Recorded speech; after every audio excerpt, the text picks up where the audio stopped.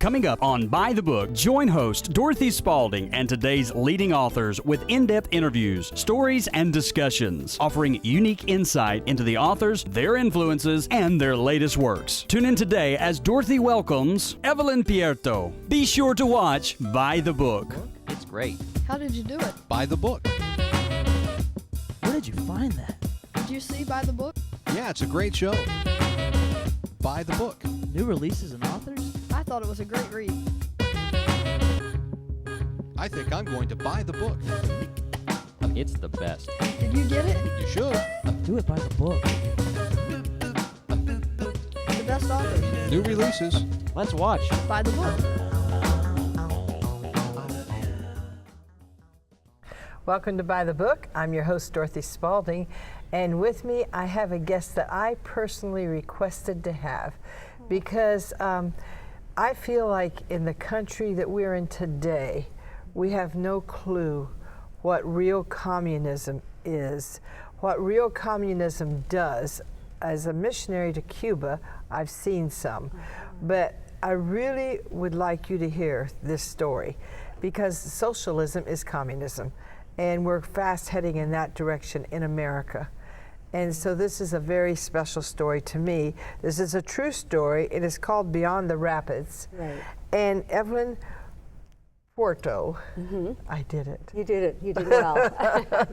Evelyn, from now on, has written this wonderful book, and she was a missionary to Russia and gone into the Ukraine and different places. Evelyn, thank you. Tell me your story of being a missionary. Well, I went to Russia in 1994 and did some medical projects, helping with medical supplies and equipment. And when my home church here in St. Louis went to Ukraine on short-term teams, taking short-term teams, they invited me to come down and help in their medical clinics. And that's how I met this amazing family that I ended up writing about. And who was this family? They're the Brenza family. The father's name is Alexei Brenza, and he was a pastor during the years of communism. And in the mid-70s, he was chosen by the Baptist churches to be the senior pastor for an entire region of churches. So he supervised in the Ukraine? Right, in the Ukraine. He supervised 30 churches, and that meant he was the buffer between the communist government and all of those people in those churches. And Were these churches underground, or were they regular churches? These were actually legally registered churches.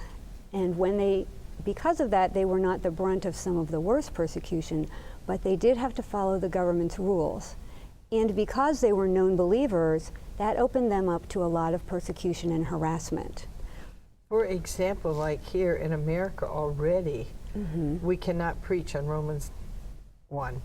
Right, exactly. They were told at one point they were not allowed to preach on the second coming of Christ, because the communists were trying to create their paradise on earth, so obviously we had no need of someone else to come and create a paradise.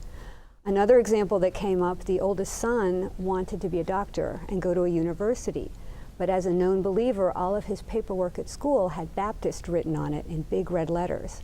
So he went to apply to a university. Some of them wouldn't even let him take the exams. Because he was a Baptist. Because he was, right, belonging to this dangerous religious cult, as they called it.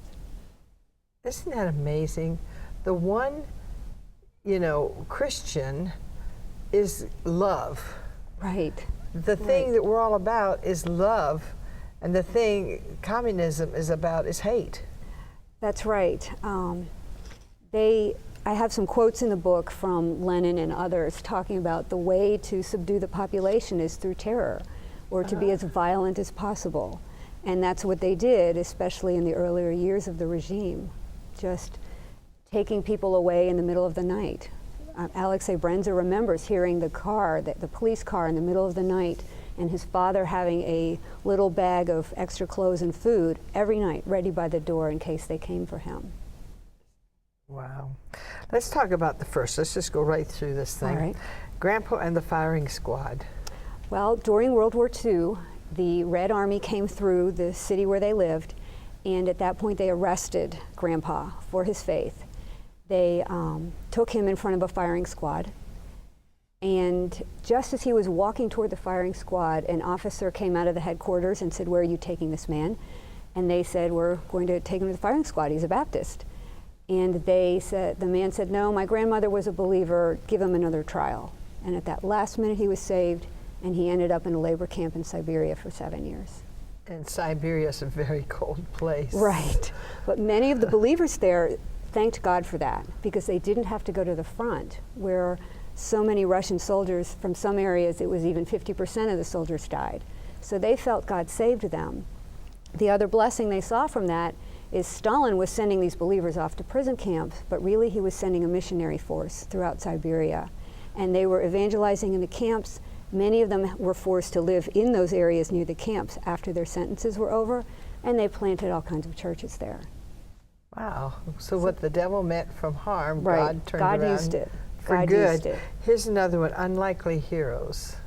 Unlikely heroes. The children told me stories of how they were to emulate communist heroes. They had a story of a little boy who turned in his father to the police for having, quote, anti-Soviet thoughts. And all the school children were said, you should be like this little boy. But as these children got older, they realized that their grandfather, who had survived in the camp, was really a hero. And many of the other believers who quietly persevered were also heroes.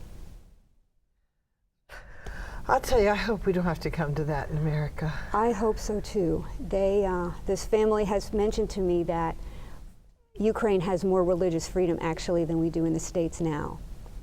And one of the things they hope people gain from this book is that whether we're in freedom or persecution, God uses it. And the persecution can strengthen the church and actually do wonderful things out of it. We need not be anxious about it. We know that God will prevail.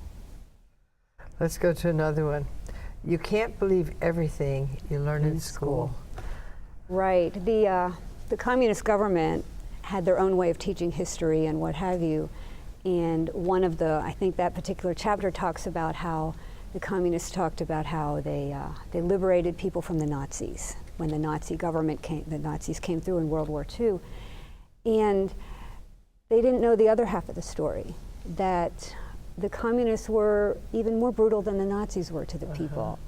So they started to learn as they got older that just what they learned in school contradicted the truth and obviously the Bible. And that is happening in America as well. They are rewriting history. That's exactly right. I mean, I wanted you here to show the parallels of the signs that have happened there that are happening here. And just like that person said, it's more freedom in the Ukraine today than in America. That's right. Wow. Let's do another one. Advice for finding a wife.